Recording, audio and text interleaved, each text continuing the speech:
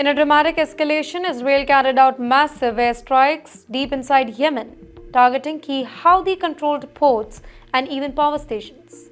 This wasn't a small operation, by the way. Around 20 Israeli fighter jets were in the air, dropping more than 50 bombs on places like the ports of Hodeidah, Ras Isa and Salif, a major power plant at Ras Khatib.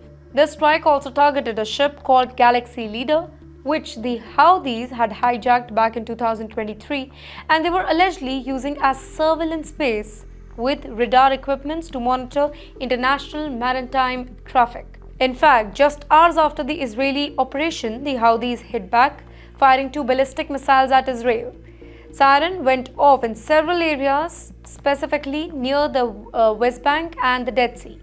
Luckily, nobody was hurt, but this tit for tat is just the latest in the series of dangerous moves that could spiral into something really big. Now, let me tell you what sparked this. Since November 2023, the Houthis have been attacking ships, mainly those linked to Israel, in the Red Sea and the Gulf of Aden. They have also launched dozens of missiles and drones directly at Israel. This all began after October 7th Hamas attack, when the Houthis, in solidarity with Gaza, opened a new front. They only stopped when a temporary ceasefire between Israel and Hamas came into place in January 2025. But when that ceasefire ended and Israel resumed operation in Gaza in March, the Houthis restarted their attacks. Since then, they have launched 53 ballistic missiles and 13 drones at Israel. And yes, not all of them reached some kind of false shot, but a few hit civilian areas, even killing people in Tel Aviv. Now, this latest Israeli airstrikes come with a very clear message. Defense Minister Israel Katz openly warned, "What's true for Iran is true for Yemen. If you raise a hand against Israel, we will cut it off." Strong words backed by heavy firepower.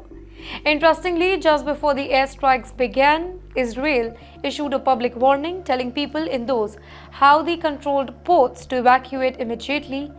Well, that's very rare in modern warfare, but the strike still caused a lot of chaos. Hodeidah city lost power after its main power station was taken out. People described complete darkness across the city. In the meantime, Houthis are claiming that they tried to fight back, using surface-to-air missiles against the Israeli jets. Though they haven't released any evidence or Israel hasn't confirmed any loss, but that didn't stop Houthi run TV from broadcasting footage of burning infrastructure and blaming Israel for the mass destruction. And then there's the sea battle. Just before these attacks, another ship was attacked off the coast of Hodeidah. It began taking on water and the crew had to abandon the ship.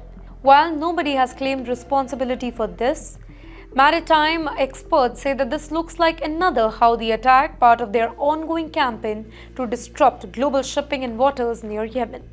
And let's not forget here, the Red Sea is one of the most important trade routes in the world.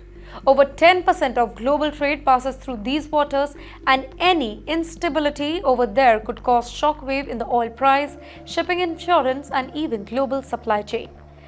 Do you remember earlier this year, the US and the UK launched their own military strikes to stop the Houthis back and protect international waters? It worked temporarily until a shaky ceasefire was signed in May 2025 between the US and the Houthis. But even then, Houthis vowed to keep targeting Israel and Israeli-linked vessels. So here we are, in the middle of a dangerous and expanding conflict. What started as a war in Gaza is now playing out in Yemen, in the skies, in the sea, and across digital borders. Now here the bottom line is that the Israel-Houthi battle is no longer just about defending territory, it's about controlling narratives, power projection, and regional dominance. And if this escalates further, the consequences won't stay limited to Yemen or Israel. The whole world could feel it at the pumps, in the economy, and in the next, a big military flashpoint. This isn't just about rockets and radar, it is a war for regional control, and nobody is backing down.